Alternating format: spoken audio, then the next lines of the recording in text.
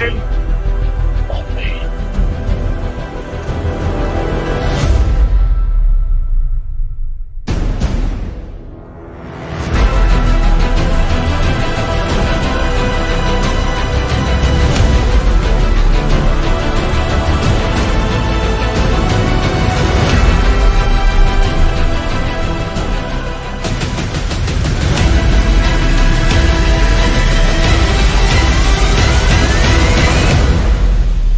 Lane is Lois Lane.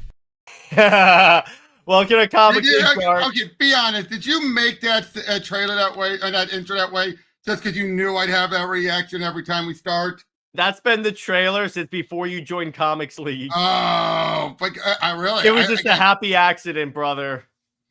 So, sure. so today so welcome to Comics League Dark. I'm here with Robert and JJheat. What's up, gents? Not much. So today... All right. So you want to talk about Venom or Wonder Woman first? Let's talk about Venom first. That's the most recent one, and let's build up the anger. All right. That's what I think. What do you think, JJheat? Hey, what's up, Sammy? And Barry, you have a link if you want to join us. But all right, so since Sammy's in the chat, I'll play her clip anyway. So there you go.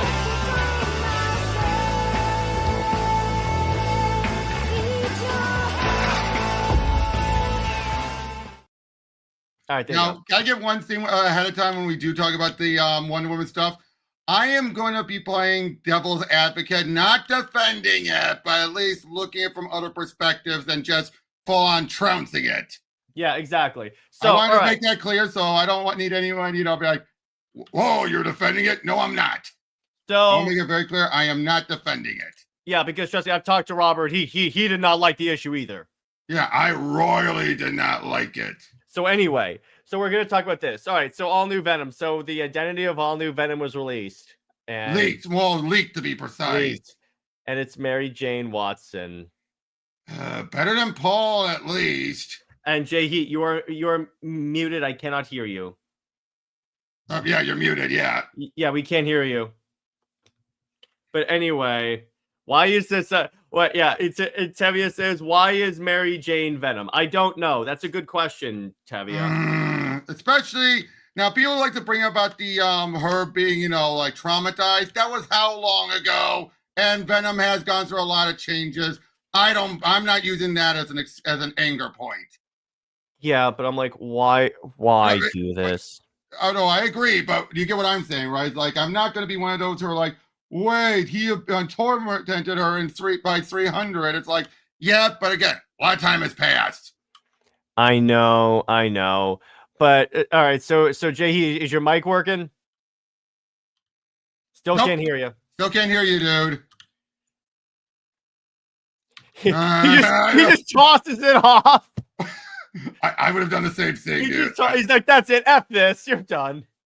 I would have done the same thing, dude. You are still muted if you want to say anything. Yeah. It's not Paul. It's not, that's exactly what I said. That's exactly what I said. At least. Yeah, Sammy throws that. I know. That was great.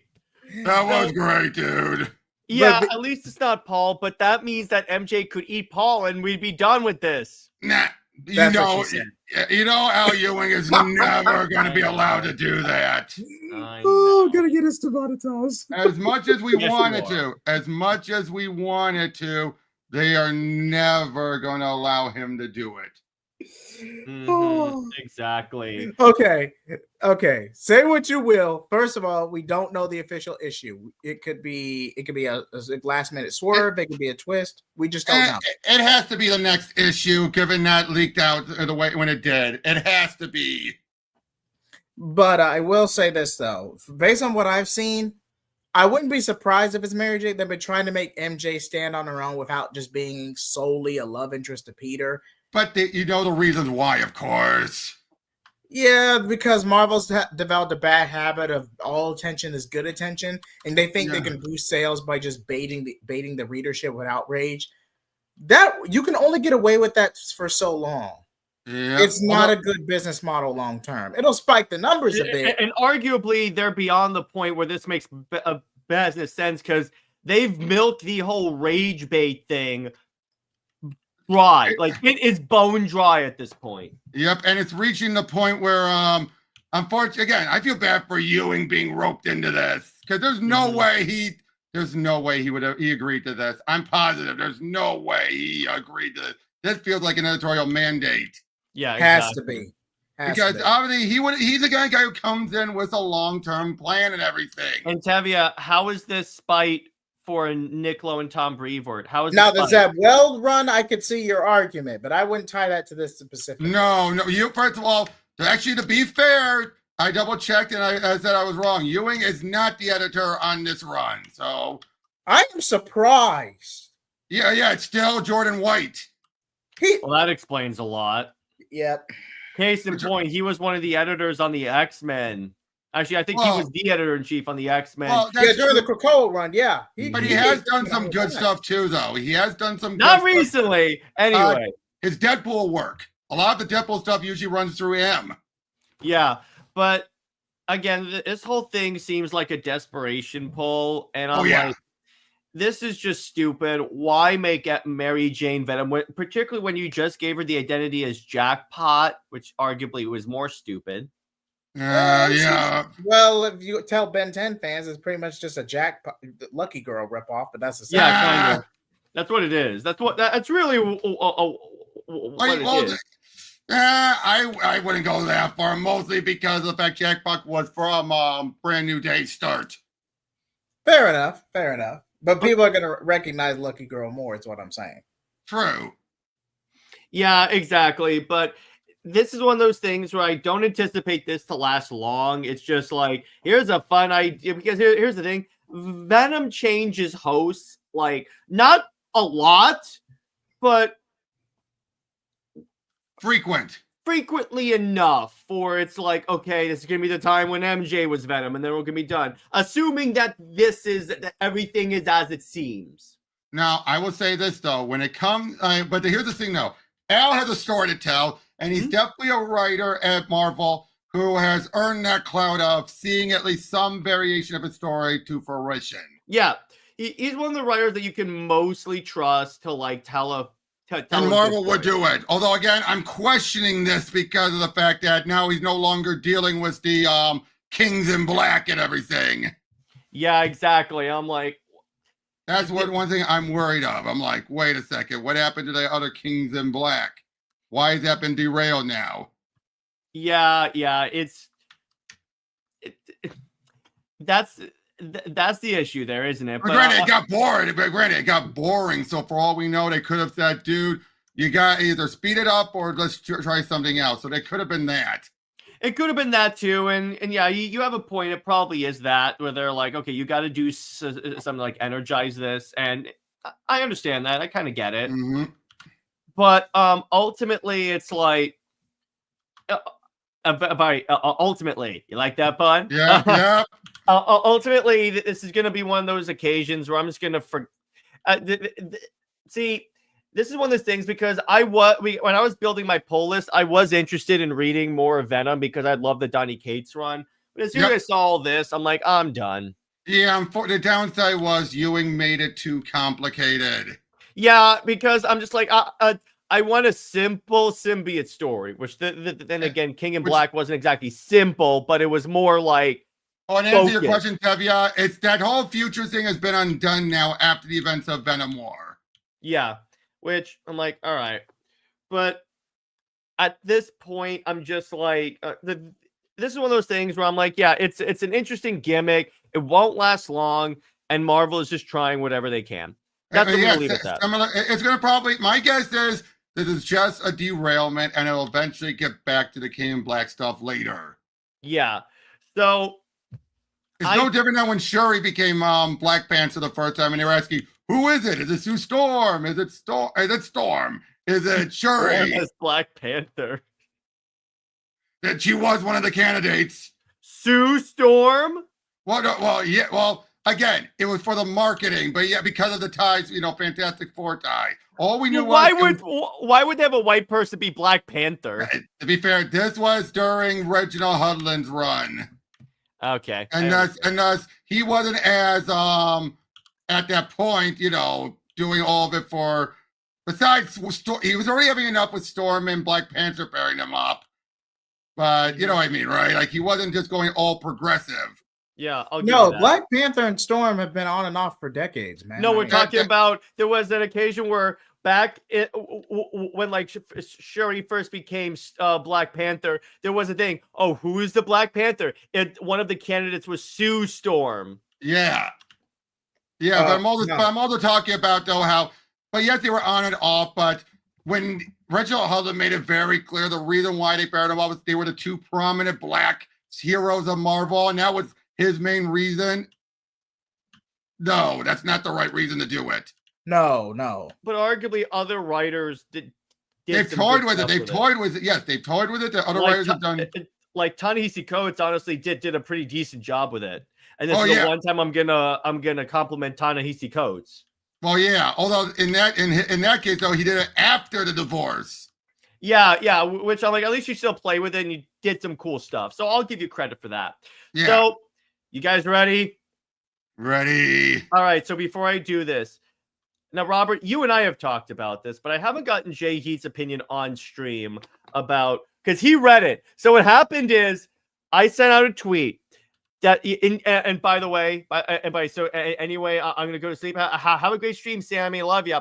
And then she said, "Read Absolute Wonder Woman." Yes. So, so I sent out a tweet that said that in Wonder Woman 19, she finally has her Heroes in Crisis moment. Yep. The amount of people that DM me saying, "I'm afraid to ask." Then this guy DMs me and he's like, "Okay, I gotta know.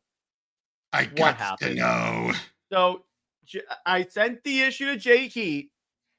JJheat, why don't you tell us your thoughts? No, Lord. This issue was hot garbage. Go. Oh, okay, Mike. All right. Yep. This issue, okay.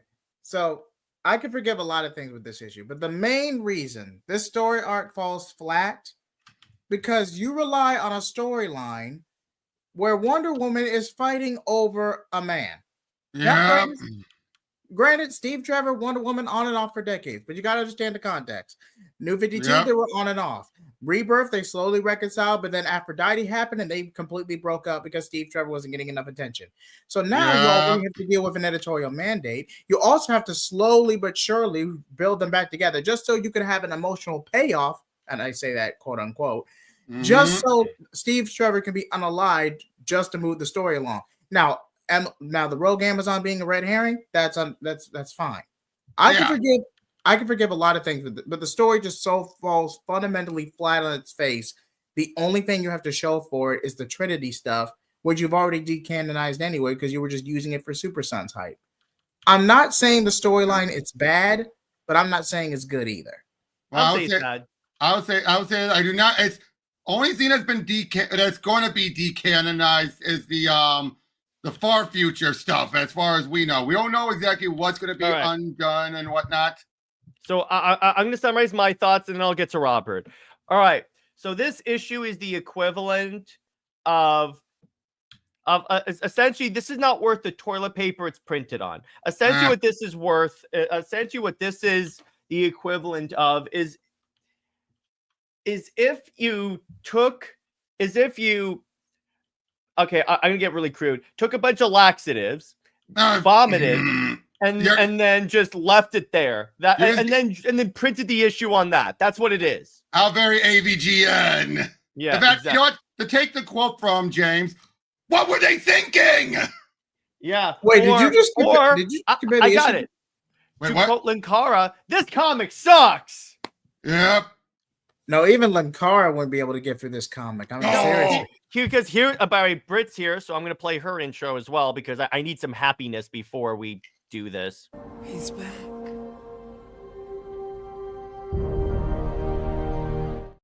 Because, all right, so I went into this. Now, here's the thing. Previous to this, someone had gotten an early release of the issue and was like, I thought this would be bad. I didn't expect this bad. So the issue starts off, and it's Sovereign again recounting everything. So Wonder Woman walks in to the White House. Then we get a flash forward to the supposed Wonder War, which is the stupidest name ever. And all the Amazons are dead, and Diana's stabbed through the chest. With a dagger and all that. By implication, it's the same dagger that the Sovereign used to inflict self-harm. Wonder Woman has Hippolyta give her a sacred dagger that makes no sense. That makes no sense. Wait. That Hippolyta uses that she gives the Sovereign. It says, "Take off your shirt," and then she has him carve the word liar onto his chest. And I'm like, on none of the Earths, only Superwoman, the evil Wonder Woman from Earth 3, would do this. Not even Injustice Wonder Woman would do that. Yes. I'm sorry. As soon as you said that, that's when I made the tweet that said that this is Diana's heroes in crisis moment. And honestly, with a lot of images, Diana looks like a psychopath. Actually, you know what? Yeah, I don't care. I'm going to share the image. Yep. So here we go. By the way, she looks like a straight up psychopath in this image. And they're making the Sovereign look sympathetic. Now, granted, this is from his telling, so. Yeah, but I think that's just King trying to excuse his BS, because nothing here indicated that nothing I said was like true or false. Because here's the thing. Robert. This had him with the lasso of truth around himself. So this actually happened. I know. There's no disputing that this happened. Agreed. So he takes off the shirt, and then she has him take. And then here's the thing. When Diana summons the dagger, she says, "Mother, this is the man that killed my love. Not, this is the man that killed our sister." What is... And then... No, Tevye. He's wearing the lasso of truth, so he's not lying. He's not lying. I said, no, the previous stuff, apparently wasn't wearing the lasso of truth. Again, it's on Trinity's part. Because Trinity's an airhead. Anyway, then you have this. He carves the word liar into his chest. I'm sorry. Again. And we see, and eventually we do see, yes, he did that. I'm sorry. Again, if you're trying to tell me that Wonder Woman is a great character, like King claims he's trying to do, having her force an unarmed prisoner to engage in self-harm is not it. A man who's giving up as well. He gave up. This is one of the things where Batman would say, "What the hell, Diana?" Yep. Not to mention, Sovereign's not even that much of a threat physically. He's just an old man. It's not like it's Cheetah or Grail or any of the other better villains that would serve this entire purpose. Even Dr. Psycho would have been a better villain than this. Yeah. Exactly. And it would have explained that, like, maybe that's why Diana's acting weird, because maybe Psycho is subtly influencing her. Anyway. Yep. We're getting Tevye round up too. Yeah. Yeah, it does mess up.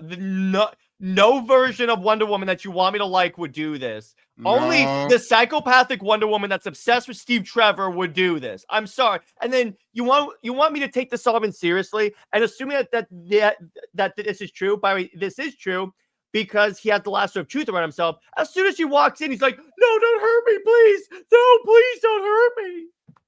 He didn't even put up a fight. Well, I mean, really, and now obviously this is King trying to make a jab at Trump and everything. Again, yeah, that's the other thing. It's just his screwed up political takes, and then we finally get Etta, and what has she been doing? No comment. Now, Robert, yeah. What we talked about, I'm not bringing up here because that's not my issue with this. Right. My issue is that where has she been? She wasn't at Steve's funeral. Exactly. Now they are going to probably explain that. And by the way, Cameron says, "Screw it, I'm saying this. The only reason why Diana's doing this is because she has unfortunately been coined as the one out of the Trinity that would take it to the extreme." Yeah. Well, here's the thing. She would do it, but she would do it as a last resort. Tom King and all these writers take it as she is the unfeeling warrior. I hate, that's one thing. Unfortunately, Jeff Johns really did not help that. That's the one rare times I would say, Jeff, what have you wrought? Yeah, exactly. See, mother, I beseech you once more. My love is dead. His murderer stands before me this time. How about our sisters have been murdered and their murderers right in front of us? Or No, seriously, did Tom King forget the Amazon conflict? Yes. All he cared about was to use it to get things started. That's all he cared about. Here's the thing: you could have salvaged this and have Wonder Woman say, "My love and our sisters are dead. Their murderers before me. It is time." It's all about Steve. It's all about Steve. That is why I have never hated a character close to as much as I do Lois before Tom King hopped on this book. And his thing was like, I want to show people that Steve is awesome. Yeah, he sucks. Mm-hmm. Particularly when, again, you have Diana basically say, oh, yeah, we were chasing terrorists and we stopped to make out and we eventually got them. Mm-hmm. Yeah, yes, JJheat. That's I like explaining this to JJheat because he hasn't read. But he predicted what each of the Wonder Girls did. Like he predicted that Yara robbed a bank. I did not prompt him. I did not do anything. He said what, and they made Yara rob a bank, and I literally burst out laughing because I'm like, you literally just guessed it. Yep. I remember you mentioning that. And then Britt says, this page really ticked me off. Oh, trust me, Britt. Because here's the thing. Yes, as you guys know, I run the King of Wonder Woman hashtag campaign. And normally, whenever an issue comes out, there's always one panel that stands out that the fans use as what the hell. One of them. There were two of them this time. One of them was this with the liar. And then the other one was this. Yep. That's the same dagger by implication. And as I told you before, as soon as I read it and I talked to you about it, I said, there's the only saving grace. The only saving grace here is the fact that this definitely means that this stuff with Trinity is going to be a case of we're going to change this future. They better eliminate it completely. NJ says, that's the other thing, NJ. That was a double character assassination because Hippolyta knew what she was going to do with that dagger. So I'm like, this is my point whenever I critique these issues. This is the case of a writer that I legit think has contempt for Diana. I think he does because there's no other explanation for this stuff. He treated Selina Kyle with more reverence than he's treating Wonder Woman. Well, that I won't argue with. Yeah, to annoyance. But still, he still treated her with reverence. Yeah. Yeah, I'll give you that. Yeah, here he's treating Steve. He's treating Steve with that reverence. And I'm like, dude, then just write a goddamn Steve Trevor book and get off this book. Get off it. You are not welcome here. And I'm like, what the Tevia says, I will say this one thing, and the only thing that's the issue. He has good artists. That's the best artist always gets stuck doing his BS. Why is it he can pick his artist, but he can't pick the book? You know what? Again, I don't think that makes no sense. I think he downplays how much influence he has over the projects he does because he doesn't want people to think he deliberately chooses screwing up characters. No. No, I don't think he would not have gone for Wonder Woman if it meant, having, if he didn't know what to do with her. Why not? He did. No, I know, but I still feel this was an assigned gig. They asked him, but he could have said no. But then he went back and said yes. Not to mention, Tom King has been exclusively DC for the past 3 years. Is he exclusive? He doesn't have an exclusive contract. The only exclusive creators they have are Adams and Taylor. Yeah. Oh, I thought King was exclusive. Okay, no, no, because here's why he writes stuff for Image as well. Okay. Yep. Yeah, but NJ says he made Selina one shot, 3 flashes. Yeah, I know. I still remember that. Yeah, exactly. So this is the problem. And by the way, again, this shows what an out of touch D-bag this King is because he constantly says, I want to write 100 issues of each member of the Trinity. And I'm like, so far you're 0 for 3, bro. You're 0 for 3. You are definitely 0 for 3. And then Britt says, King said no at first, but said yes because of a weird challenge that he thought Perez was challenging him at the Wonder Woman. I don't buy that anymore. No, I don't. I think he honestly wanted to say, okay, if I do this, I could write Wonder. And I'm like, no. I'm honestly thinking if it keeps going like this, yeah, DC is going to say, okay, who else do we have? Hey, Adams, I know you have a pitch. Let's hear it again. Because according to Jeremy, the reason why they said no was not necessarily because it was a bad pitch. It was because it's because the optics of a male writing Wonder Woman. Now, with King having written Wonder Woman, that probably changed. No, but this could make things worse. Well, the issue is, again, like what Robert and I have said with Trinity, they'll probably try it one more time with a male writer to see if maybe it's a King issue or if it's like a male issue. Because it could be that like they just don't want men to write Wonder Woman, but I feel like they'll give it one more shot with a dude. That's true. And yeah, ultimately, I'm just like, this run will go. Here's the way this run is going to be remembered. A year from now, a year from when it ends, it will be. We'll be talking about Wonder Woman. They will say, "Hey, remember when Tom King wrote Wonder Woman?" Yeah. Anyway, I agree. Cameron says, "Have they not been paying attention? It's a King issue." Yeah, exactly. So the thing. Yeah, go ahead. In concept, you could have a story about a rogue Amazon, political intrigue, the thriller, the discord with the Amazons. In concept. The villain should have been Emily. That's a good story. Or Veronica or someone. Either of those. But I'm saying here's the stupid part. There was potential here to be something interesting. That's why I stuck on for as long as I did, because I'm like, okay, the first 6 issues were not that bad. By the way, NJ says Ruck was on League of Comic Geeks saying he's ready to return to write Wonder Woman again. Kelly Thomas is fantastic too. And NJ, I would recommend that you look into Jeremy Adams, because trust me, if there's one character if there's one guy that both loves these characters and knows what the fans want, it's Adams. So put him also in your Rolodex of recommendations. Wait, if he gets the gig, would this be the 3rd time Jeremy Adams had to clean up Tom King's mess? Yep. It would be hilarious because it'd be hilarious if it comes on recently, because it'd be like, it's another Heroes in Crisis thing. Emily, Veronica, and Grail team up versus the Wonder Family. That is a story right there, Cameron. I know. Oh my God! I just realized something. What? Emily and her daughter are just basically Grail 2.0. Exactly. See, that's my other problem with Trinity and Emily. There were characters we could tell almost the exact same story. Or you could have brought back in. No. You could have brought back in Fury from Crisis. No.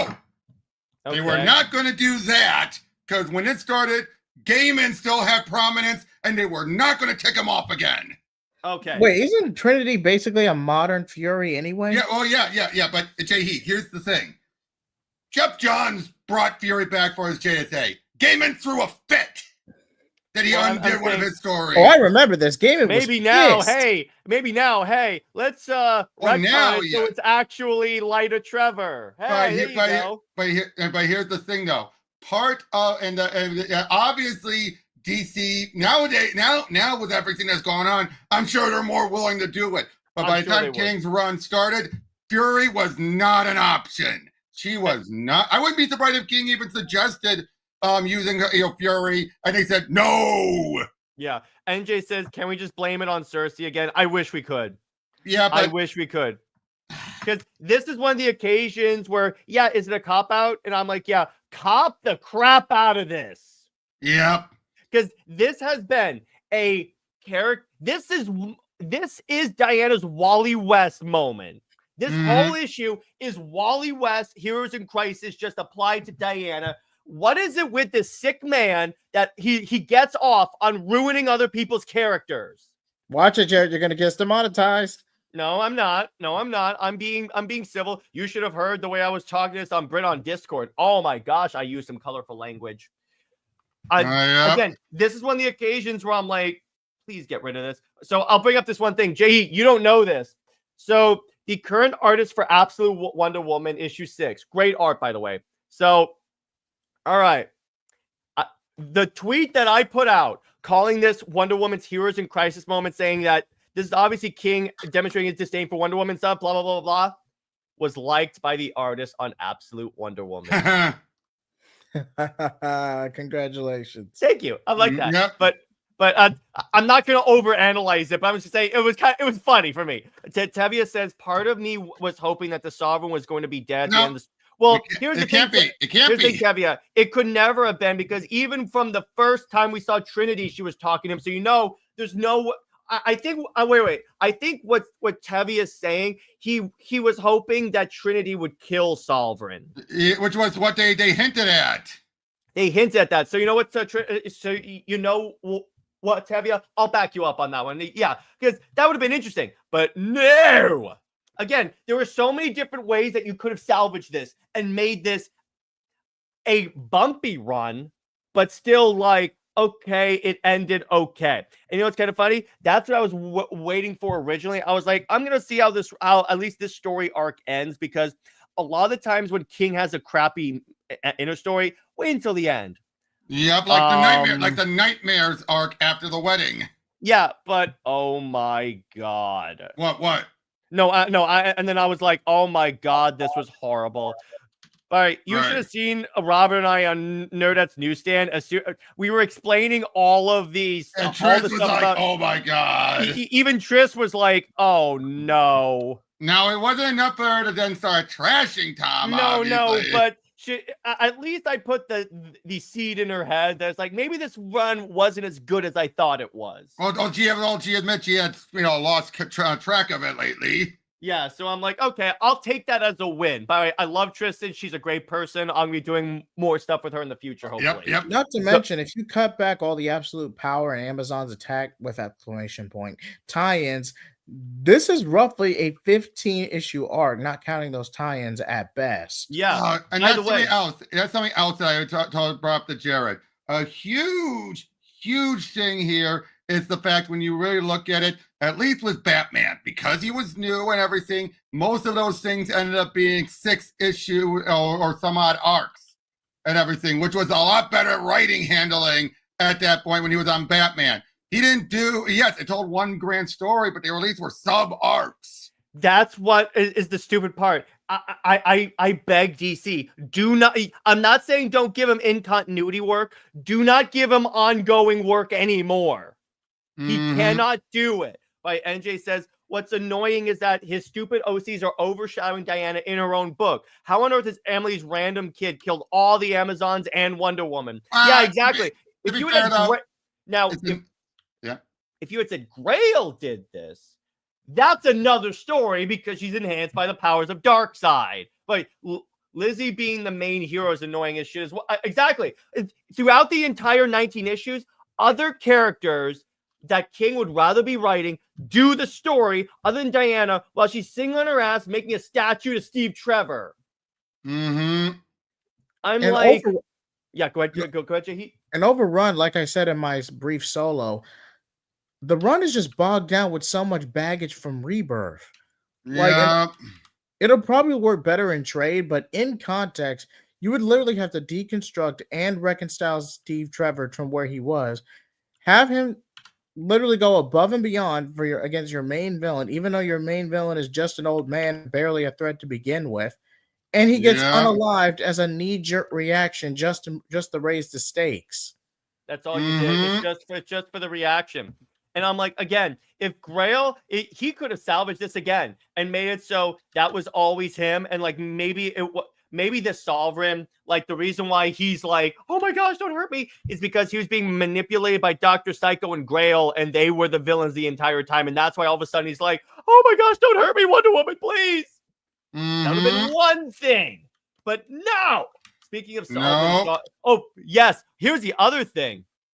The implication here, my own dear Lissa, is that King basically repurposed the Mark Millar violation of Wonder Woman JJheat, but did it to another Amazon. Well, again, we don't know fully that context. Against the matriarch, my own dear Lissa. No, that part I get. I'm talking about how, because there's clearly, again, like what happened was Grail, so... Yeah, so JJheat, what do you think of that? Okay, sorry, I was lagging for a second. Can you repeat that last part? So over here, Sovereign refers to Emily's daughter as my own dear Lissa, the matriarch, implying that he forced himself upon Emily. I can't buy that at his age. Okay. You expect me to have this pseudo king American king stand-in. Then you have this whole conspiracy, this whole farce you could even call a story arc, and then all the while he's the one who, for all intents and purposes, with a rogue Amazon causing an intercontinental incident. And this is roughly an 65 to 70-year-old man. Yeah, but no shape-shifting abilities whatsoever. Maybe what they did is they like combined his sperm with her egg. That's probably what they could have done with that. It's just my own part where I'm like, oh, plus he's technically immortal by implication. So, but again, no, how is it any different from Grail's origin? No. Yeah, I know, but but I'm saying even there though there was that implication, but you're not. Grail was the daughter of Darkseid, though. No, I get that. I'm saying no. What happened to her mother? You're not calling out what was done to her. So I'm just saying, dude. All I'm saying is that you can't condemn one and yet not condemn the other. Well, because Darkseid is a god, so you could always say it was like Anakin Skywalker, a like immaculate conception. But no. Not with her mother. Her mother made it clear that she did have sex with Darkseid. I'm about to say, didn't she indulge Darkseid willingly to set in motion a prophecy? It could be. I'll have to reread that part. But Britt says the stakes were already raised with her sisters and herself. Steve being the tipping point is disrespectful. Yeah.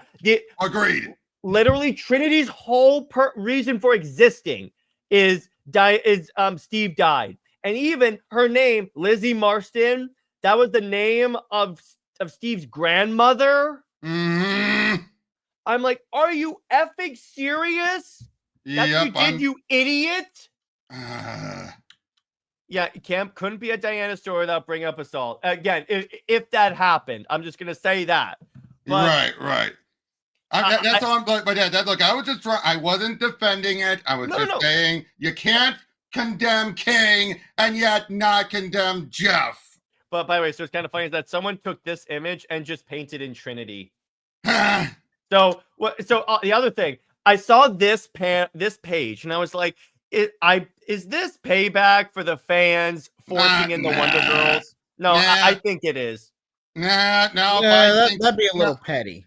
Yeah, and again, we've agreed King is not that petty. That's an Aaron thing to do.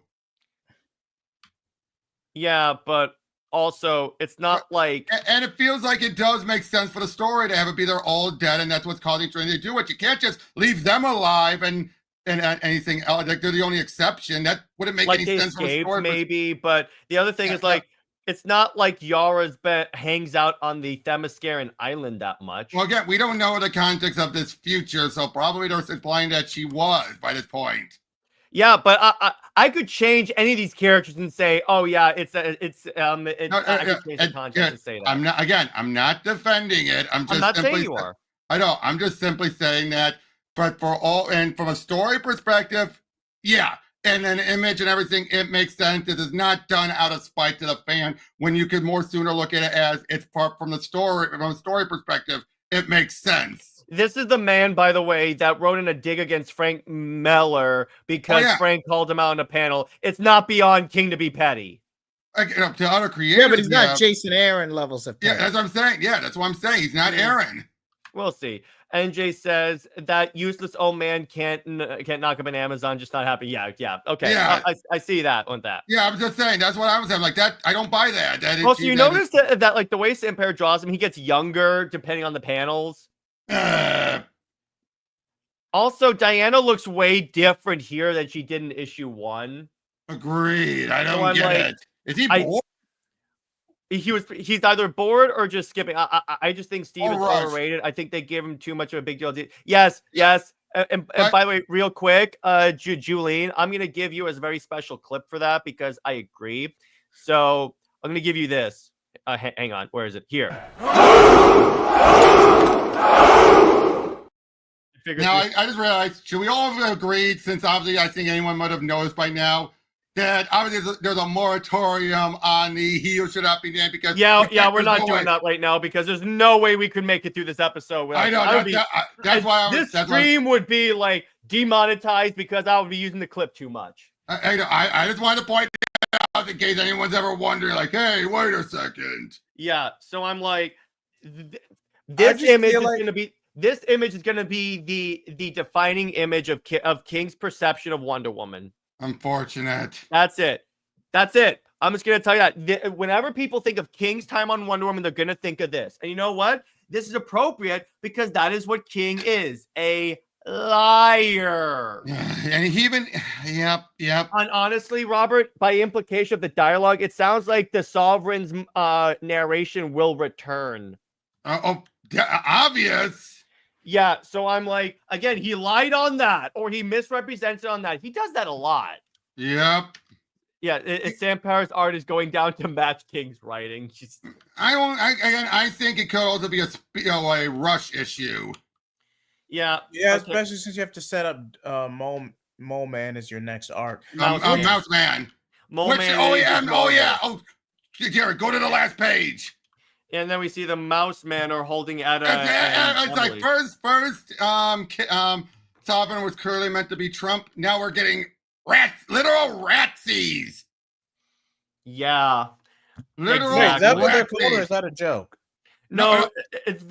It's not what they're called, but that's what they represent. I mean, look, they even have a band around their arm that represents their team. No, here's the thing. Ratsies it's been the nickname for Nazis, and like for example, and that's always been the old-fashioned nickname. They even used that during Freedom Fighters, the Vendetti mini.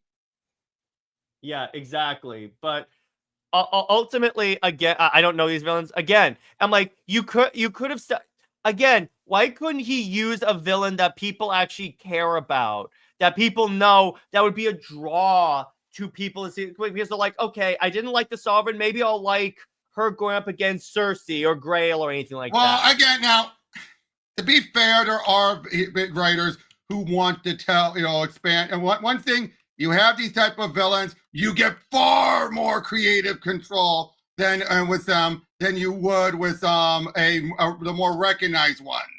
That's a huge reason why. Yeah, exactly. You get far more recognition. Or not for recognition, freedom to do it. Do what you want. Yeah, exactly. Oh, it's Psycho Wonder Woman here. Oh my gosh, thank you so much. Anytime. Yeah, exactly. We back each other up on this show. Thank you very much. So the thing is, I think that Cameron says, I have an idea. The Sovereign be a Vandal or a descendant of him. You cannot salvage this character. No. This is the character I think there's no hope of them salvaging. And I'm sorry, also, Vandal Savage has already been tainted for with all this Gotham War stuff and all that. Let's not do it further. I hate him being involved in Gotham. It's so stupid. Why? Why did they go there? It is the dumbest of all the villains you could use for that. Vandal? Like he's gonna kill freaking Ares in just one villain issue with Batman. There's gonna be three. It's 3 issues by the way, NJ. And here's the thing. So Batman's gonna show up to help Wonder Woman solve a thing. You know that she has the wisdom of Athena, or wait, Robert. Literally in the previous run, Cassie solved a murder. No, and dude, in this defense on this one, again, I'm not defending how it's going to be written, but again, this has been done multiple times and everything. Are you going to criticize any other time people have written Batman helping Wonder Woman out? No, but in the previous times when they've done that, Wonder Woman has not been a side character in her own book. Okay, that's why I have an issue with this. You're having an issue with how King is telling it, but some of your phrasing does come across like that shouldn't ever happen. So that's what it It seems should like. never happen in this run. That's the Okay, thing. Because that's- it comes across as he wants to write Batman again. And I'm like, okay, go ahead and ruin that character for all I care at this point. Okay, Go I'm not ruin gonna someone else's character at this point. I'm not going to argue that part. I'm not going to argue that part. Okay, I'm going to say this. I am now for gatekeeping creatives and say, no, you cannot write Wonder Woman ever again. I am for gatekeeping. Screw creative freedom at this point. If you don't respect the way the character's written, you don't get to write them. You don't get that privilege. Fair enough. That's me. Maybe have Solomon go to space prison. No, he's already in He's already in the Amazon. Tebia, that's already telling you, Tebia he doesn't only read the Super Sons back up. He doesn't know what's been going on. We're not bashing you, Tavia. Just be clear. Just be clear. Yeah. You're good, brother. Yeah, you're good. We're just making fun of the fact that clearly. Yeah, and that's the other thing. It's Trinity. I barely, if ever, see people talk about her as opposed to the. Wait, NJ. This would have been a great Renee Montoya or Batwoman story, or a Renee Montoya and Batwoman story. Because that fits the character. And this 100% backs up my assertion that King just has a thing on his computer of story ideas. And if he's assigned to write the character, he's like, okay, I need a story about a drunk pirate girl. Supergirl! That's what he does. Honestly, if we need Bruce and Clark to show up. Well, here's the other thing. Literally in like the first like 8 issues, we're all about Diana talking about how awesome Batman and Superman are. And I'm like, King, you are not writing those books. You're not writing a Detective Chimp book. You're writing Wonder Woman. Get over it or get the F off the book. Oh, and again, I've seen other creators who are sometimes with flipping characters they would want to include and everything, but it was never so as blatant as this. Yeah, and again, let me be clear. I'm fine with occasional cameo of characters. I'm fine with that because, yeah, if you want to connect Wonder Woman to the overall DC universe, yeah, of course you would want to do that. But not in a run where Diana has been a side character and hasn't advanced the plot in her own book. And I agree. That I can agree with. That one and when you put it, again, when you phrase it that way, I agree with. Just if you want Sovereign to be Wonder Woman's Joker, do not have other characters fight him for her. No, I understand. But look, may I also clarify one thing? It's when you say, in my issue, was just when you were saying stuff like she has the wisdom and all that's like, that's where it was drawing the issue from with bringing that up. Because at this point, in this context, people know what I'm talking about. Oh, no, I know. Just, again. That's why I phrased it that way. Yeah, no, and I get that. I do. But ultimately, and then I have people close to me that are like, this is one of the best Wonder Woman issues ever. I'm like, what? You clearly don't read Wonder Woman. If you don't, I'm going to make an assertion. If you guys don't read Wonder Woman prior to this, don't tell me this is through and through Diana. Don't tell me this is a good issue. You know what? That could lead us into our next topic. Yeah, you know what? Let's talk about this. Enough about this utter dog doo-doo. Let's talk about good Wonder Woman runs. I know we've talked about this before, but we need a palate cleanser for Wonder Woman. Let's do this. So Robert, go ahead. You can start, man. Okay. Well, one of the ones I will give is, well, it's not even so much a good run, so much as it is a run that I feel deserves a bit more appreciation, and that's the JMS's run. Yeah. By the way, NJ says Mark Waid isn't doing anything with Diana in JLU either. No, he is. It has omitted Cheetah from Legion of Doom in the past timeline. Oh, but again, let's not read into that. Again, Cheetah's been missed out on other times with the Legion of Doom. Yeah, she hasn't always been in the Legion of Doom, so I'm not holding it. And Waid has done a lot of stuff with Diana. He even said Diana and Superman are co-leads of the Justice League book. Exactly. So if there's one thing I will defend Waid on, it's this: he is treating Diana with respect and reverence too. He has shown up in literally every issue of Justice League. Yep. Which again, we don't know where things fit within continuity because it's not part of the 10 books. Yeah, exactly. But the other thing is that the interesting thing about Waid is that he's writing that new DC timeline thing, and even what Britt's hearing is from people because she has contacts saying that that's going to change a few things. About in general, you mean? In terms of, well, let me put it to you this way: there's gonna be some changes to the Wonder Woman book coming at that point, according to her at least. All right. So anyway, Julian says this may be a bit off topic. No, we'll entertain it. Maybe you guys heard the Starfire's getting her an anime show. Yes. Okay, Yes, I'm gonna say yes. It is crazy that she's getting one before Wonder Woman, but that's not necessary. Here's the thing: that's more complicated a scenario. Is it a crappy scenario? Yes, but it's not necessary. I don't blame necessarily the creators because of the contract. I will say though, I'm very happy that Jessica Cruz is getting her own animated series. I'm like, yay, yay. Yep. Yay. And Barry Tevia says, honestly, my favorite Wonder Woman run is Rebirth, where Wonder Woman fought Darkseid alongside Zeus. That arc was Robinson, great. Yeah, the Robinson run. The Robinson part. Rucka was like. Julian says that fact and Tom King's Wonder Woman is proof that DC does not really value Wonder Woman, at least. No. They don't get the opportunity because it's more complicated for them to do. Should they put in more of an effort? Should they try and do more? Yes, 100%. I'm not saying that. There's no argument there. There's no argument there. It's more. I know that I agree with you, Julian, to be clear, but it's more complicated than people make it out to be. That's all exactly. Yeah, it's the contract. It's the contract because DC does not own all the rights to Wonder Woman. People have to remember, and I know there are a lot of people who would rather deny it, but that exists. But no, people don't realize they have never owned Wonder Woman 100%. Never. Yeah, exactly. But ultimately, so my favorite Wonder Woman run. Well, let me put it this way. Here are some that I enjoy. The Wonder Woman run that I think is underrated and enjoyable, I would have to say, is Gail Simone. It's enjoyable at least. Let me put it this way, because to be clear, I have some strong issues with the Gail Simone Wonder Woman run. But here's the thing. Ultimately, when I'm reading it... where did he go? I'll tell you in the private chat. Okay, sorry. So anyway, it's...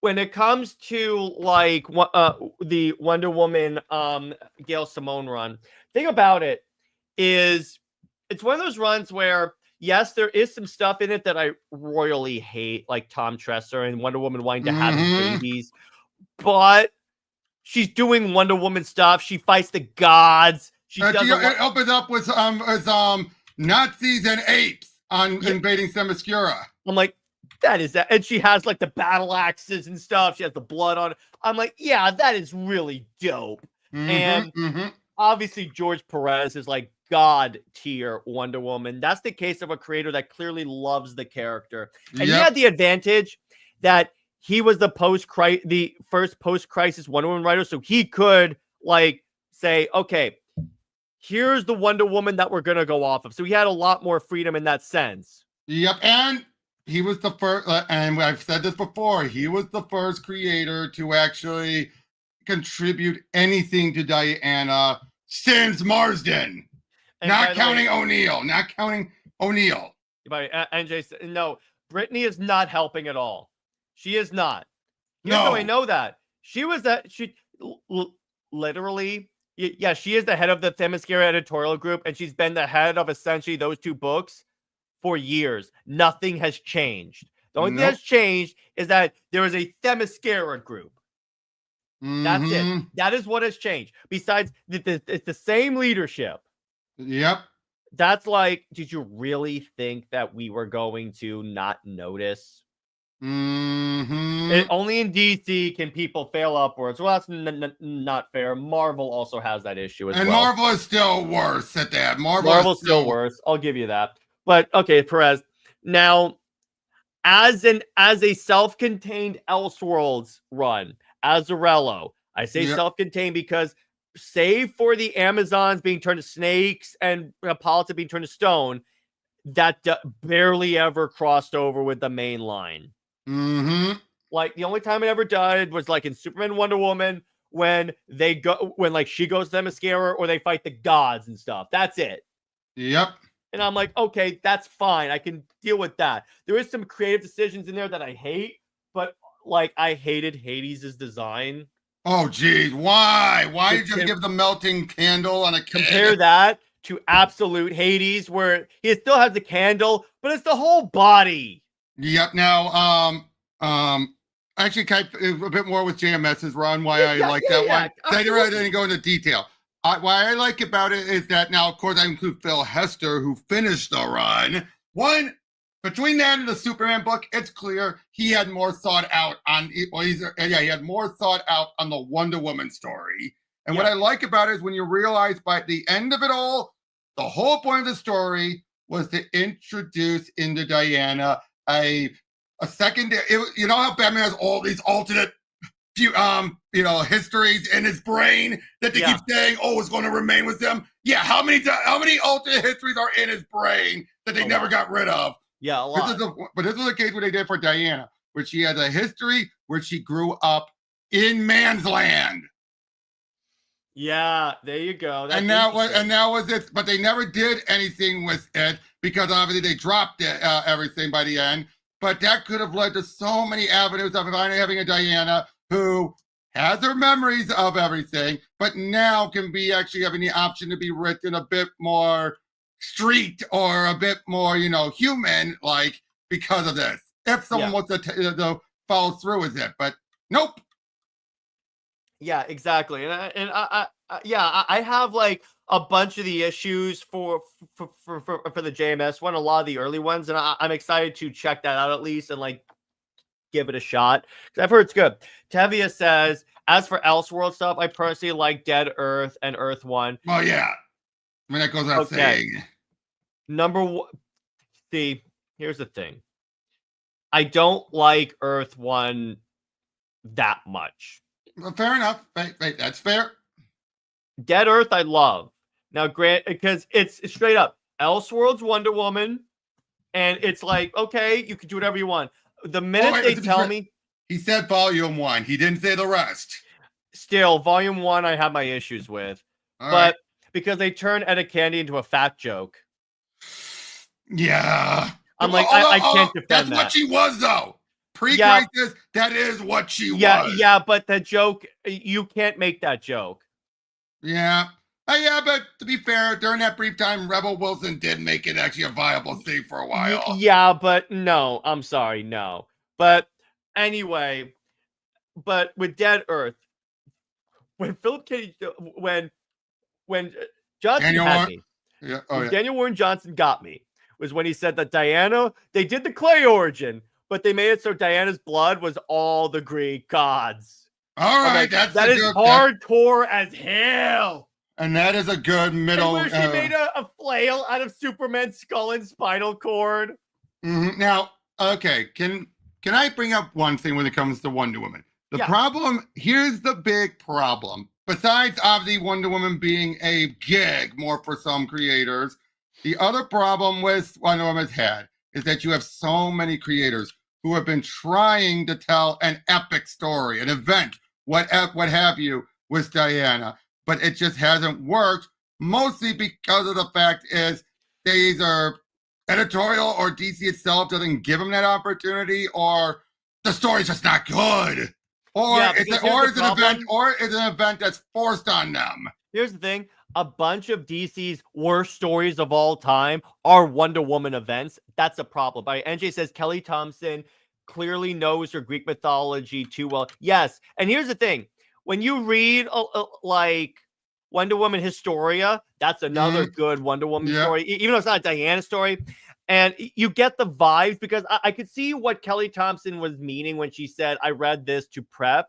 Because I'm like, you get a little bit of the vibes of like the gods and stuff. And when I'm glad I read that before I started reading Absolute Wonder Woman. And she knows how to make Wonder Woman interact with the gods really well. And then Julian says, would you prefer if DC's Amazons are more like the Greek mythology counterparts? No, because here's the thing.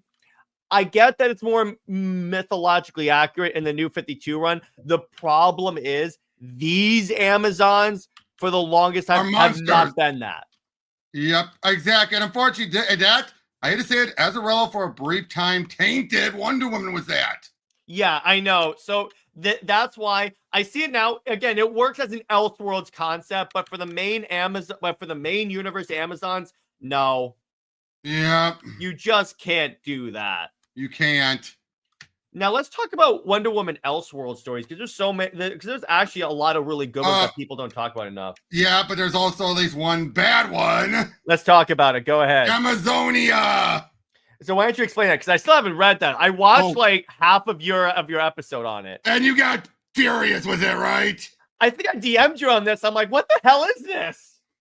Basically, Wonder Woman in the same time period as Gotham by Gaslight. In fact, it's a world where what if Jack the Ripper survived and gained political power?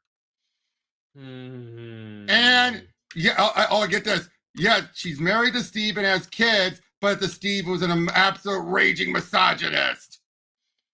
Yeah, exactly. It's like, oh, and she is, but she's willing to fight and even inspire people to other women to fight.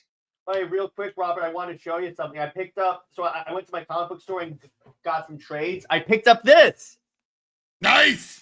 And yeah, speaking of this, they're gonna do a Wonder Woman one for this, and I'm like, oh yeah, this is great. I like this this style of storytelling.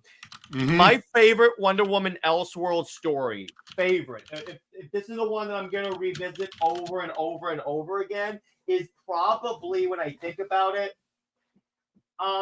it's the Daniel Warren Johnson book. It's that one, because it's still like she still acts like the. Actually, you know what? I'm going to say it right now. Absolute Wonder Woman.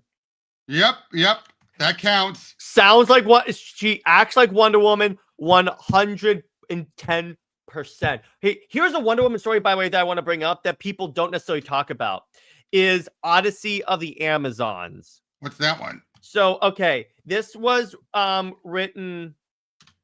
I don't know exactly when it was written. So it's taking place. So apparently, remember Hesha? Yes. The one point when it gives the being that gives Cersei her powers and that possessed Wonder Woman. No, the Amazon Hesha. Sorry. Who am I thinking of? Hecate, my mistake. So Hesha was an Amazon that was Diana's friends in the outside world in New 52. So she returns in this. So what they reveal with this is that she and a group of Amazons. So the Amazon tribes used to be scattered throughout the world. Oh yeah, that we know. Yeah, that we've known. This takes place during like Norwegian mythology time. So Hesha is traveling throughout the world trying to like reunite the tribes, and they get a dope team up issue with the Valkyries.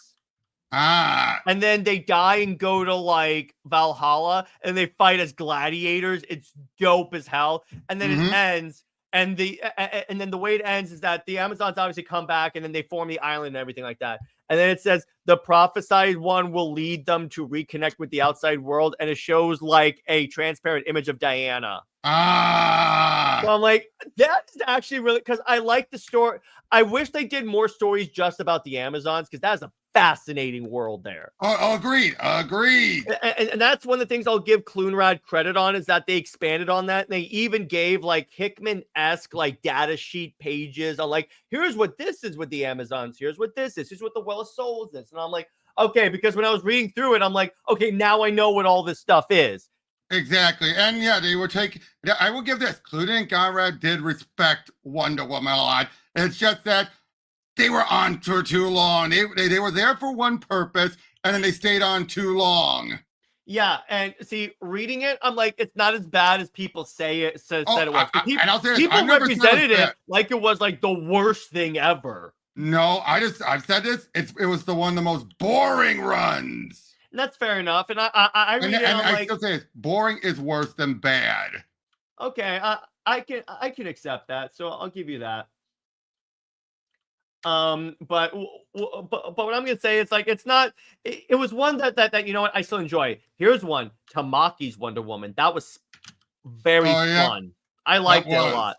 That one, G. Willow Wilson,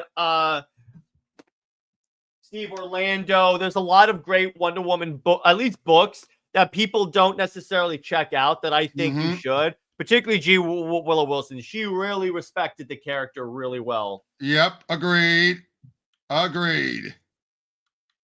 And so, in terms of like, let's see. Now, what would you say is An overrated run? actually an underrated run? What do you think is underrated, Robert? Besides Odyssey.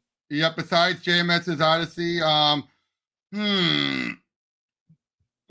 that's a hard one. It can be a run that you. It doesn't have to be a run that you love. It's just a run that you think gets too much hate. Gets too much hate. Burn. Because Burn did give a lot more emphasis on a lot of the power. I'm gonna say it once. Why did you say that, Dad? Because during his one, he did give a lot of moments of Diana's true full power. That's one. But I will say, speaking of that, I do like how this year we're getting a lot of Wonder Woman Omnibuy. Yep. Yeah, but in Orlando's run, and she put the Phantom Stranger in his place, was epic as hell. Yes, yes. Oh, I got another Wonder Woman story. I think it's underrated. It's Wonder Woman go to Norse, but yeah, that was the first arc of the Clunrad run, as a matter of fact. Yep. Yeah, that was dope. I still that's one of the arcs I still have to read, actually. Yep, but as I've said before, my issue was, like I said, it was boring. That's fair enough. And you know what? It didn't hit with you. I liked it, but all right, that's fine. Yeah, I'm gonna get cruised up. But Attack of the Amazons is overrated. Wait, do you mean Amazon's Attack? Which Amazon's Attack? Yeah, which one? Because if you're talking about the second one, yes, I'm gonna say why. Well, yeah. But at least the first Amazon Attack. Okay, in the one by Josie Campbell.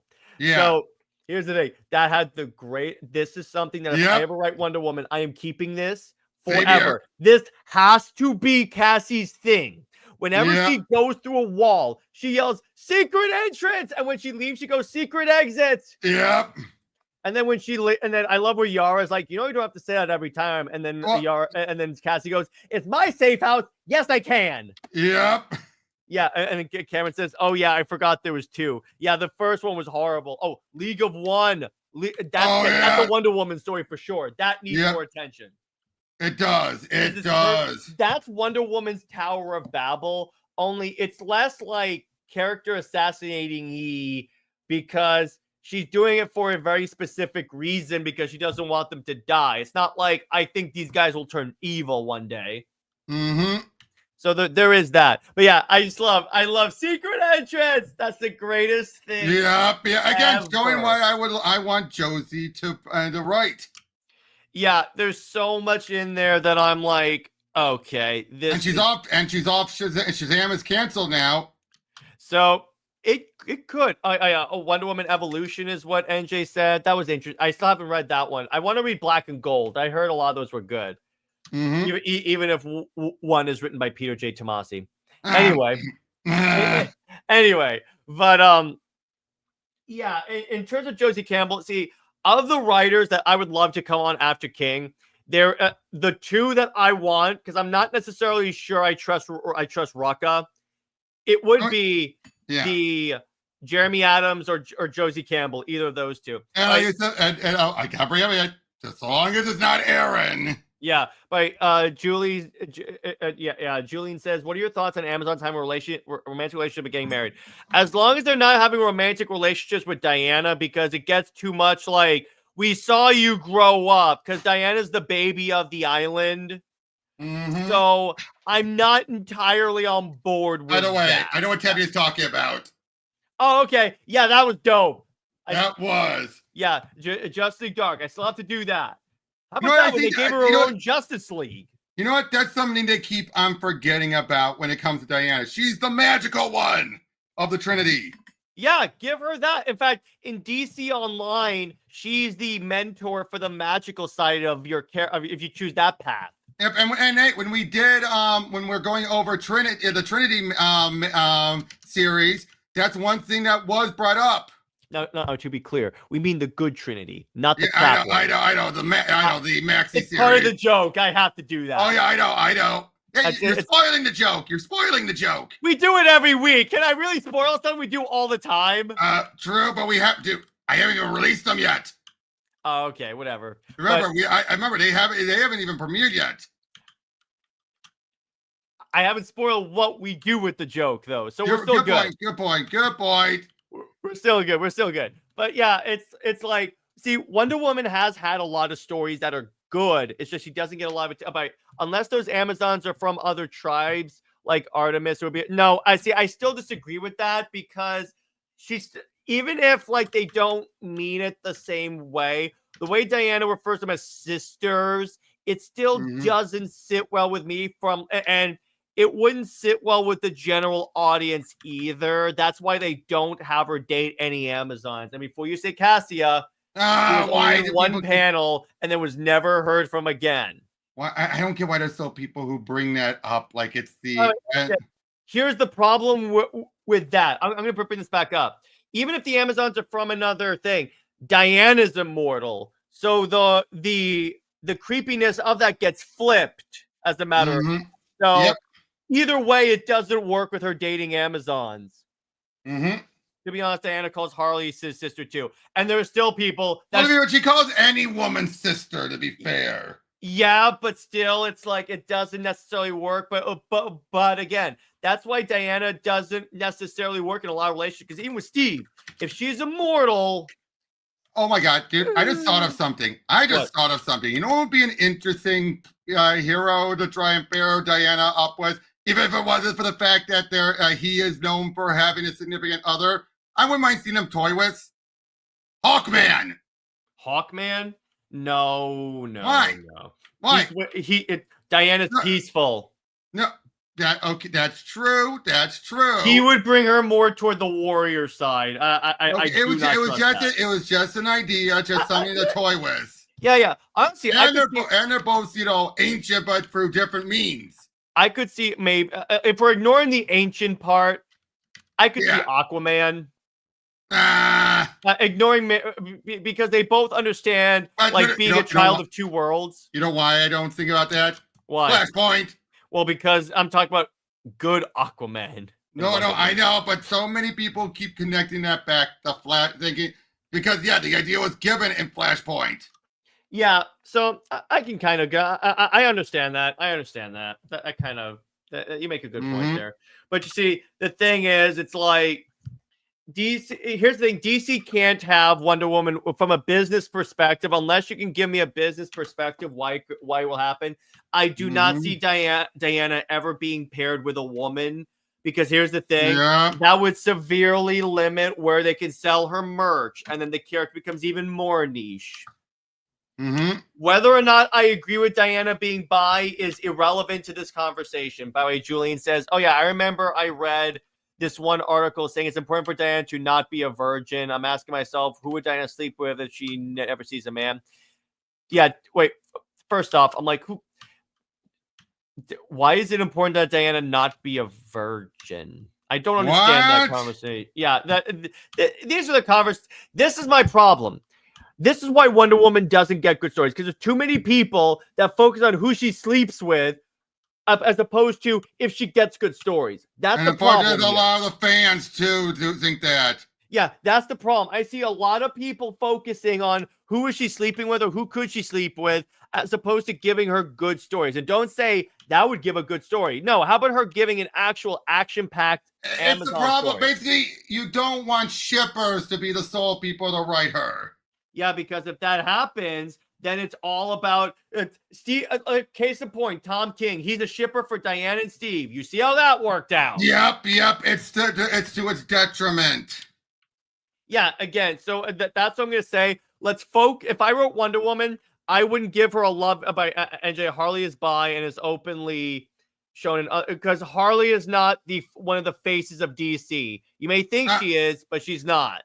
I was going to say, one could make the argument there that lately she's become that. Yeah, one can make the argument, but still, they don't see her as a member of the Trinity.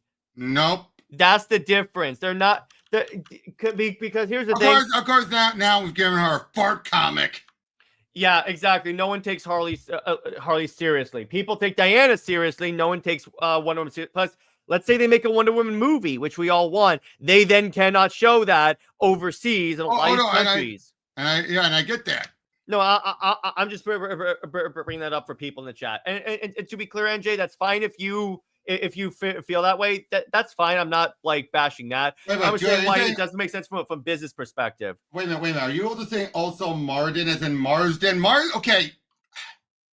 You do know that, and people have been made clear by those who are still surviving members, because people think like, oh, he was in a polyamorous relationship, and those two ladies were probably together. Like, no, they weren't. No, they weren't. They were not. Anyone that tells you that Marston's wife and mistress were also in a lesbian relationship is wrong. No, yeah, they were not. The families were fairly certain they never were sexually involved. Exactly. Friends, yes. Friends, yes, absolutely. Wonder Woman is not a Trinity member. She is, according to DC's marketing. Whether or not whether or not in practice is a different story. I'm saying the way DC represents her, that's the issue. Yeah. I'm not saying, because DC doesn't treat her as a member of the Trinity, but the way they market her is a member of the Trinity. Yep, it's always been a marketing ploy. Look at how when we've been going over that Trinity book, how it definitely feels like they're forcing it. Because that's what they're doing. And here's the thing, NJ. If you pay attention to the Pride merch, who's on it? Nubia. That's why. Because they use Nubia, and this is not okay. I'm not justifying this. They use Nubia as the gay Wonder Woman, just as they use John as the gay Superman. That's what it is. Yep. Because they know they're never going to be able to make Wonder Woman bi. And here's the thing. Any writer can say what they want. If DC editorial doesn't acknowledge it or straight up denies it, which they in practice have, it doesn't matter. Exactly. That's what I'm going to say. And again, you can have your own opinions on if Diana's bi or should be bi, and that's for you to decide for yourself. I'm saying from a business perspective, from what I personally have heard from people associated with DC, that this is the way they consider it. Writers can say that they consider it to be one way, but DC editorial themselves do not. Okay, and showing up on a Pride variant cover doesn't count because Superman and Lois have been on Pride issues for John. Okay, and by the way, Tevya, why haven't they done it? Because that was a big part of the Clune and Conrad run. Yeah, it was a big thing for that. And it was fun. It was a fun book, and I enjoyed it. But and again, and unfortunately, it does feel like the Amazon's Attack book was done as a fair send-off, it feels like. A little bit. No, you mean Trial of the Amazons. No. The Amazon's Attack book, since that was after Trial of the Amazons. Wait, you're saying that was a farewell book for who? For a lot of the plot points from the Clune and Conrad run. Oh, yeah, definitely. That was them trying to wrap it all up because they probably ended too early, and they were like, let's find a way to wrap it up. Exactly. They clearly did that, but they still utilized what King had given them. All right, Julian brings up a good point. Harley Quinn is not as popular as people think nowadays. She used to be because of Suicide Squad. And the Connor Palmiotti run. Yeah, but that was really, her peak. She had it's case in point, the fart comic. Well, I've read it.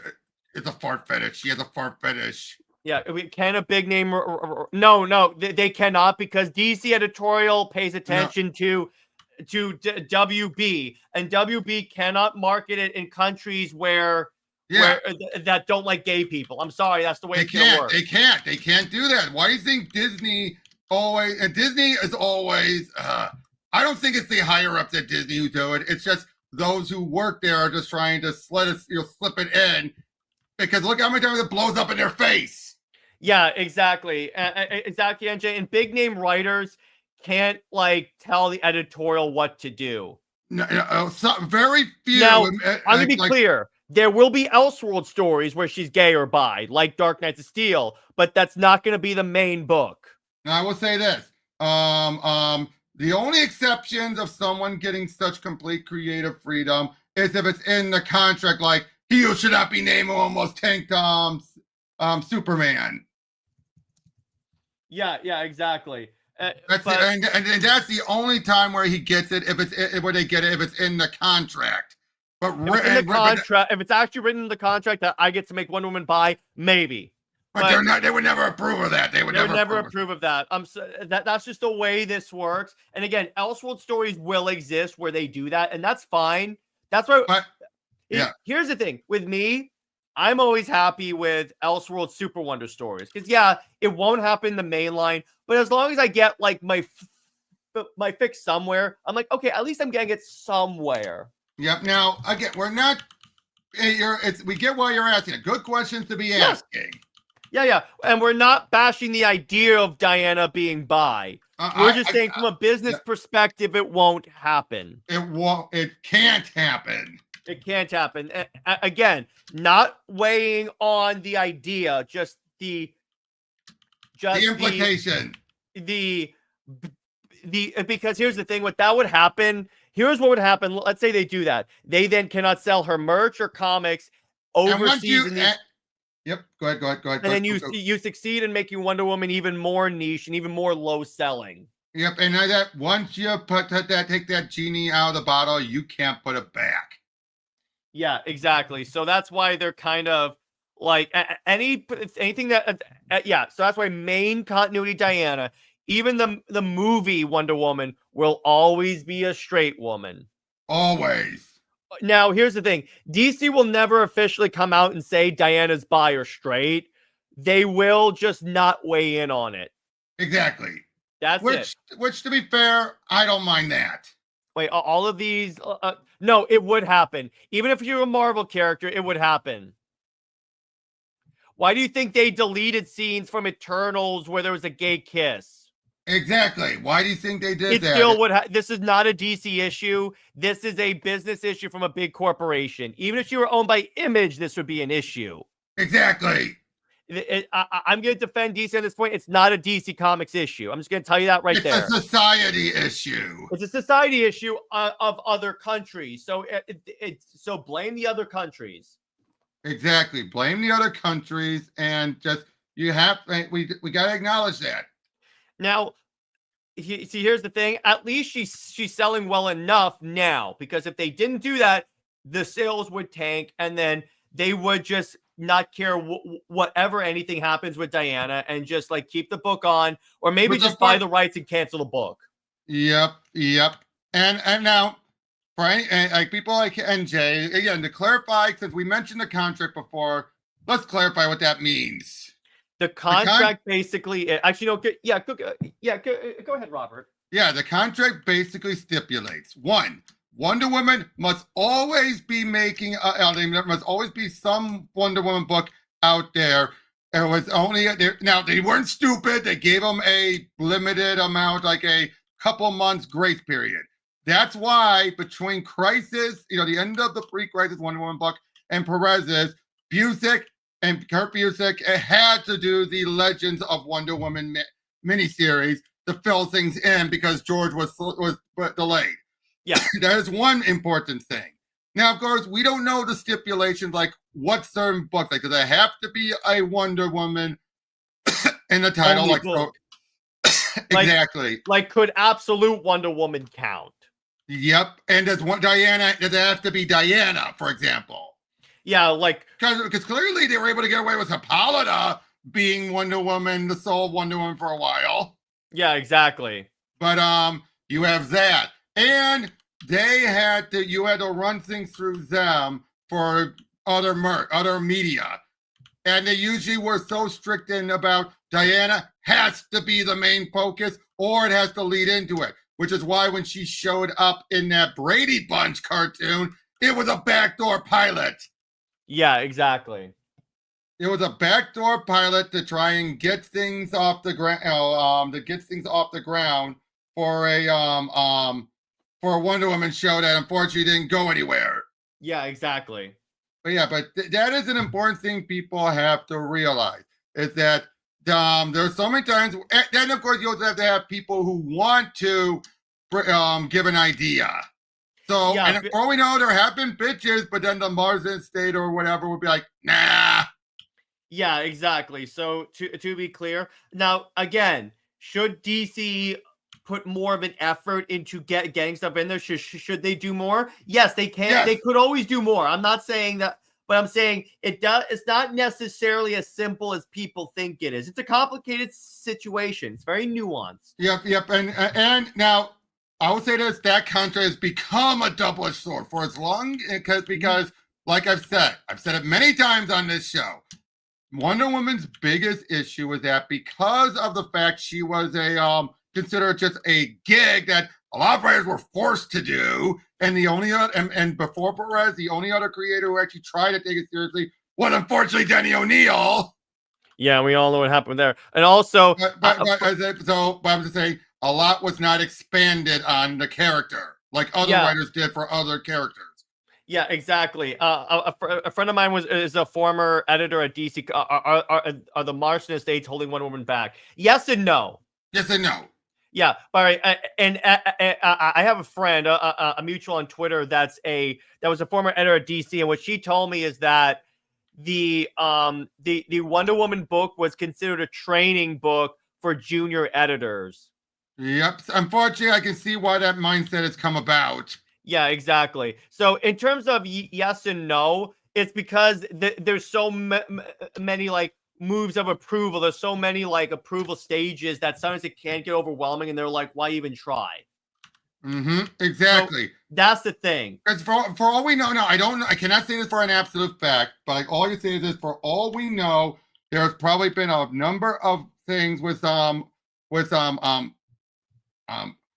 Woman, like on Wonder Woman projects that never got off the ground because of the contract. Like there could have been Wonder Woman animated series that DC wanted to do and WB wanted to do, but the Marston said no.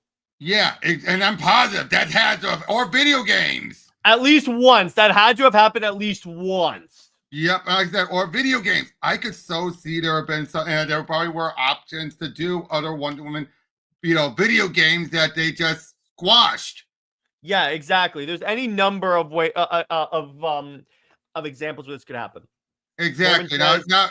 Yeah. If I was the head of DC, I'd gather all the Wonder Woman writers. I'm saying either you make this character. No. They're never gonna sell Wonder Woman.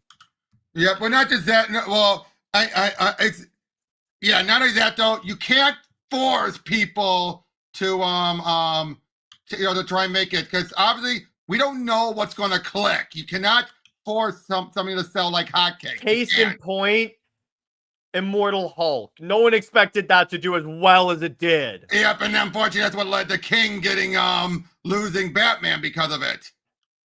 Again, no one told how awesome that would be. Question: speaking of the Marston estate, does this contract also affect the Wonder Girls too? I think it's just Wonder Woman. No. Donna definitely got affected by that. Okay, so it's Donna too. Okay. Donna definitely got affected. All the Wonder people do, because that's why. Why do you think it's always been a headache to include her and stuff?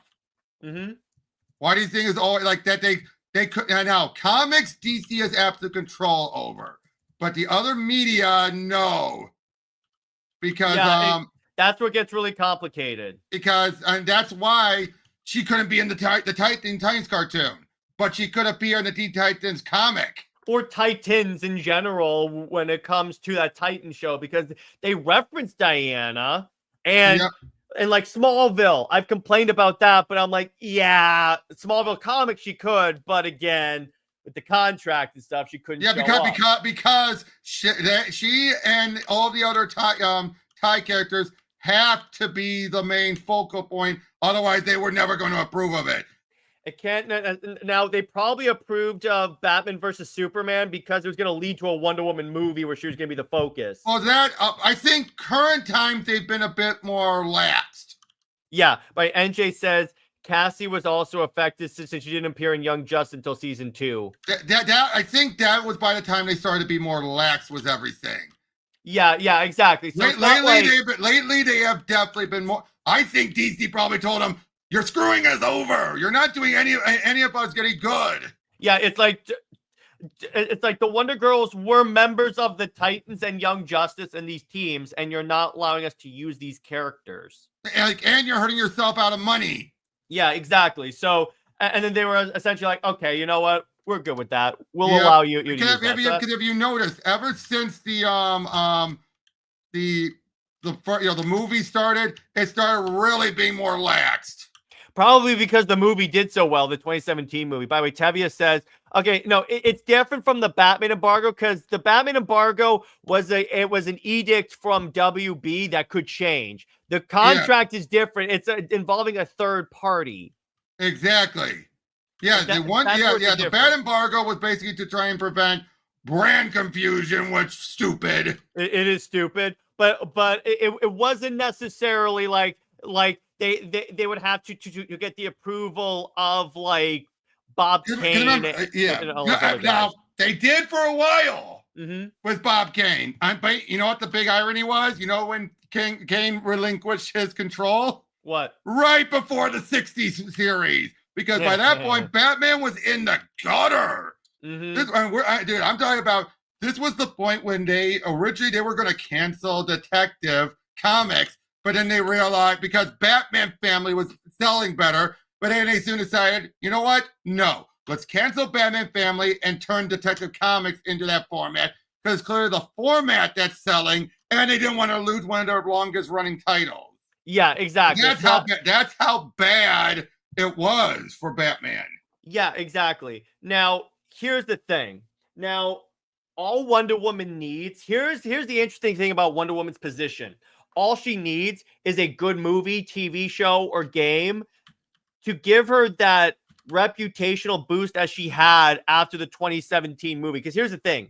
Now, I think 84 squashed that? No, I don't think 84 No, it didn't. I don't think. I think there was too few Wonder Woman content, and then it kind of died out on its own. But yeah, okay, exactly. Because here's the thing: Wonder Woman was not a B tier character. I'm not going to say that, but she was not as like revered by the general audience. Not. I'm talking about non-comic book readers, particularly young people. The 2017 movie comes out, and now everyone's like, "Oh, I love Wonder Woman." Yep. Where were you before? Where were you before? Exactly. And she needs that big thing, or like even Paradise Lost could do it, where there's like this Wonder Woman project that the general audience sees and likes, and is like, "Oh my gosh, I love Wonder Woman." Then that would force DC to do more with the comic for Wonder Woman. It's like what happened with Jason Aaron on She-Hulk, and the only reason he finally was able to wrest control away from him was because of the She-Hulk show. Yeah, exactly. The shows is when everything like the movies and everything is when everything changes per se. Yeah, because seriously, the fact when you had even the Mary Sue do articles on Aaron's run condemning it, and yet Marvel still let him do whatever. I'm not saying other publishers like Image will do way better, but they'll definitely invest hell out of her. No, I not necessarily. Yeah, I hate to say that. Well, here's the thing, because Image is not like DC, because Image is made up of different publishing houses. Yeah, you got to remember that. Image. All Image does is distribute the books per se. The only time they did is if one of the founders of Image got the rights, but they're not. The only one who could do that is McFarlane, and he ain't interested. Yeah, trust me. So it's not the same as like Marvel buying one. Trust me, Marvel owning Wonder Woman would be way worse than the way DC handles. Oh God, yes. Trust me. God, do not trust us when we say Marvel is a crap show right now. Yep. Look at what they would make her a lesbian in. They would make her the man-hating one. Oh yeah, and yes, they bring her to prominence as being the main focal part. To its detriment. Detriment. Yeah. And would it sell probably better than she is at Marvel? Only and DC, only because you're dealing with people who are just buying Marvel no matter what. Yeah, and trust me, you do not want that. Not because they like the character. Same people that buy Wonder Woman just because it's a Tom King book. Yeah. Because I mean, again, you're a big Wonder Woman fan, but would you really want that? Would be making a deal with the devil to get sales. Would you agree? Yeah, exactly. Which publisher? Dynamite? No, they Dynamite. No. First off, Dynamite does not have the money to buy Wonder Woman. No one is going to have the money. That's the important thing. The only one is Marvel, but DC would never. DC is never going to sell Wonder Woman. Plus, do you really think another publisher wants to inherit the headache of the contract? And by the way, Cameron, that's what they've been doing all these years. They've been trying to. Yeah, that is what they've been going on all these years, is that they obviously been throwing ideas and seeing what sticks. Mm-hmm. Yeah, so, and that's the unfortunate thing. Yeah, exactly. Yeah, yeah, by the way, I love Red Sonja as a character, but Dynamite would not necessarily do, plus, just because, again, it's like, here's the thing. Don't assume that just because Dynamite may do well with Red Sonja that they would do well with Wonder Woman. Let's say they do get it. They could tank the character too. Just because they do well with one character, because they could turn Wonder Woman into Red Sonja, and trust me, you don't want that. No, because that's just tripling down on the Warrior. Because Red Sonja is Warrior Wonder Woman, but without the Diana. Exactly. And to be fair, she is connected to Conan. Yeah, exactly. So there is that. So, but like I said, Diana is the most. I'll be honest. Diana's the most complicated character, especially when you look at the fact that you've always had the whole. She's an Amazon warrior who comes to Mandarin pushing for world peace. That right there, it leaves so much, contradictions depending on the mindset of the writer. Between the writer, because not a contradiction if you say prepare for peace. In order to promote peace, you have to prepare for war. There is that. No, Cameron that's says, true. Here's the thing: how much pride would it take for DC to swallow and ask fans? I mean, actual fans, not what Twitter thinks are fans. A lot of pride. Question: speaking of Wonder Woman and other publishers, how about her going to Dark Horse Comics? No. Again, no other publisher is going to want to inherit this headache. And Julene says, I heard Batman, Superman, and Wonder Woman were in the public. No. Okay. The Golden Age version of the characters, not the characters in general. And not only that, though, we got to remember this. First of all, when Action Comics goes into the public domain, all they'll have access to is what's in Action Comics #1. Now, it'll progress with each issue as it comes out. Like, each issue will start to go public domain. But it's still got a year before you get Lex Luthor and everything. But here's the other big thing. DC still owns the trademark. And trademarks have no expiration date, aside from if you don't renew it. Yeah, and trust me, whenever the trademark is expiring, I guarantee you they have the contract all set to go. Well, to be fair, you just have to constantly renew the trademark. That's why Captain Marvel became a fiasco, because Marvel realized, hey, Marvel's in the name, get the trademark. Make up a character for that. And that's why it's been a headache for DC ever since. Mm-hmm. But in the case of, that's the thing, though. And you bet your ass that DC has every single trademark for all of for Superman at least, Man of Steel, Man of Tomorrow. Yeah, and by the way, NJ, I agree, bring back Sensation, but the main book has to sell more in order for them to justify making another Wonder Woman book. And it doesn't. It doesn't yet. It can. Don't get me wrong. But until that main book, let me this way, that's the way this happens. Because if they do that and expand the, I think, yes, 100%, she should have her own, like, detective comics, if you will. Yeah. But it's not going to happen unless her book sells more. And that book should be about the Amazons. Yes, it's need to be about the Amazons and or the Wonder Girls.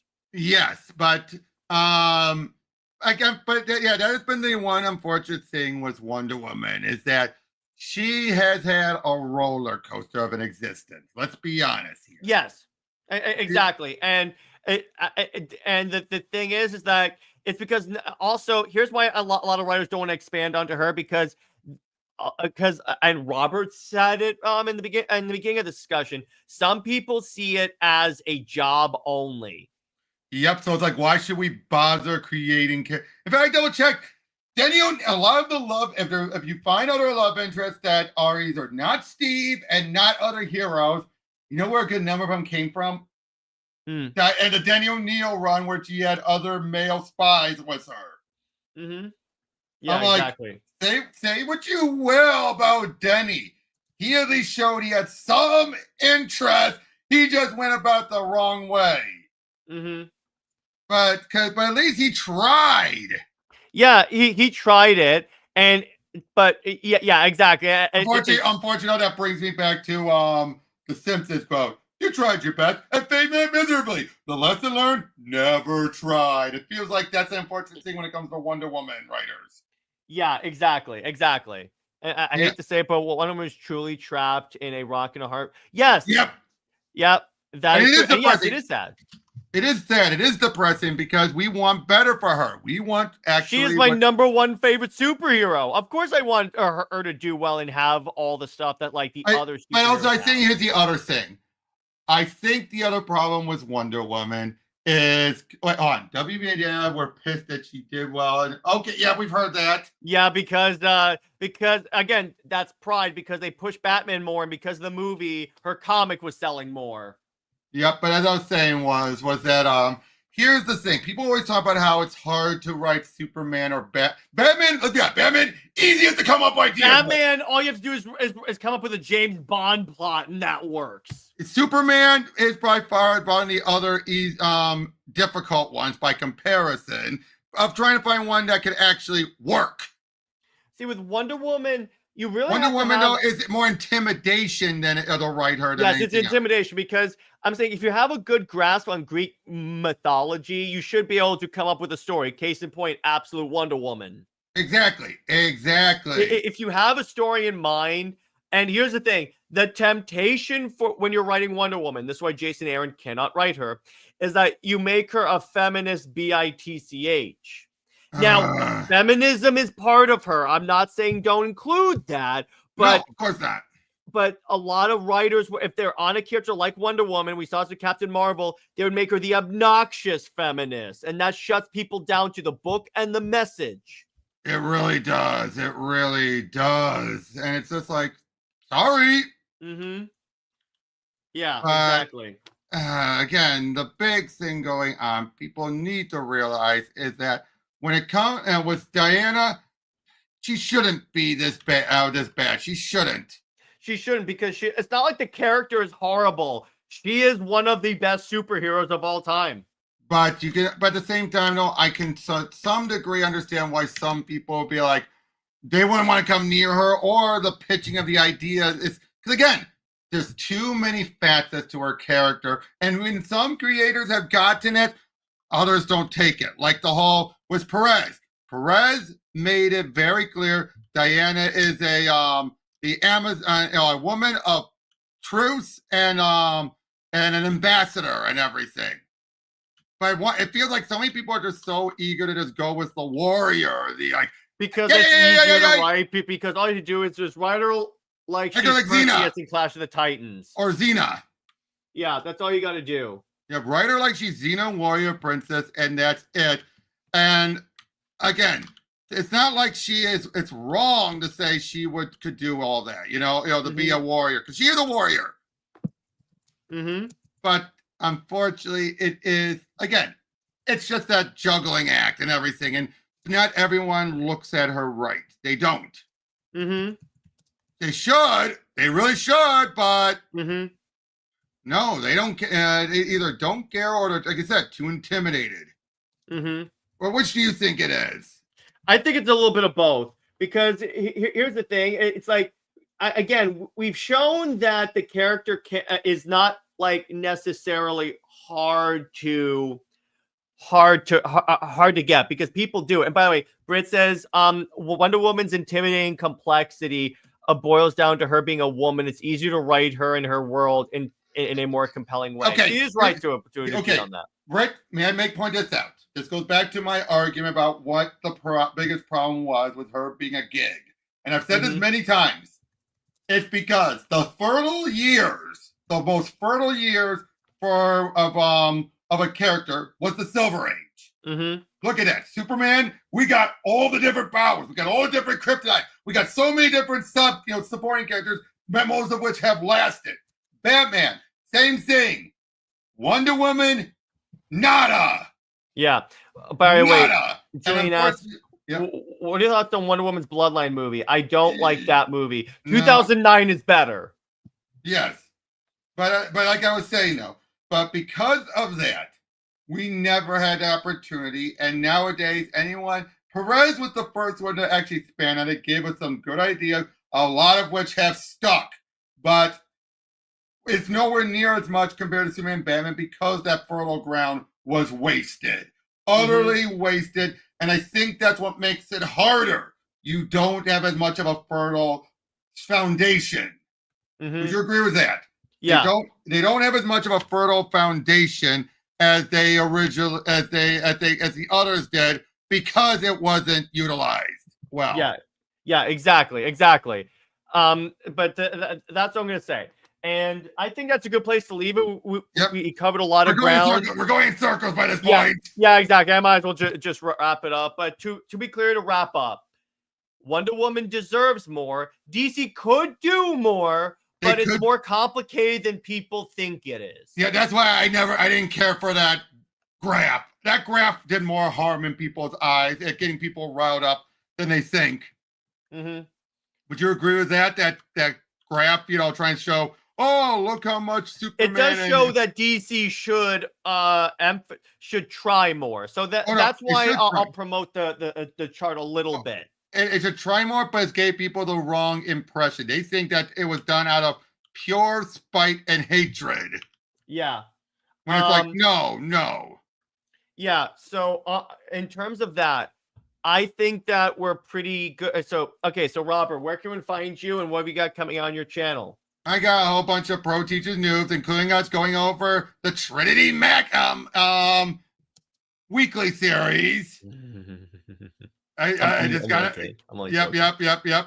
And then I got more Pro Teachers news. I've been playing through Assassin's Creed Odyssey, and I do plan on getting back to streaming it after I get at least one good playthrough first. Because I'm just so it's one of those games where I'm already so into playing it. I'm like, I can't wait for the next stream, but I also don't want to, get too far ahead. So I'm like, you know what? I'm just gonna finish doing it first and then go back to it. Yeah, that's fun. That's fun. I had that issue too when I have so many games that I want to play, but I'm like, I'm streaming the game. I gotta wait until the day I'm streaming it. Yep, that's why I made 2 save files, and I'm just deciding, like, screw it, I'm gonna 100% it. All right, there you go. That 100% works.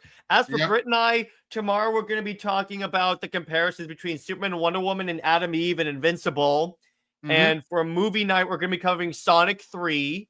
Nice. That's what JJheat wanted. So, all right, we'll do that. I love that movie. I love that movie. Yes. And Wonder Woman Wednesday, I'm still planning out what I want to do for that one. So, stay heroic, everyone. Remember, Lois Lane is Lois Lane. Steve Trevor is Steve Never. She belongs to General Zod. He belongs 6 feet in the ground. Zois and Max about for life. We'll see you later. Bye-bye.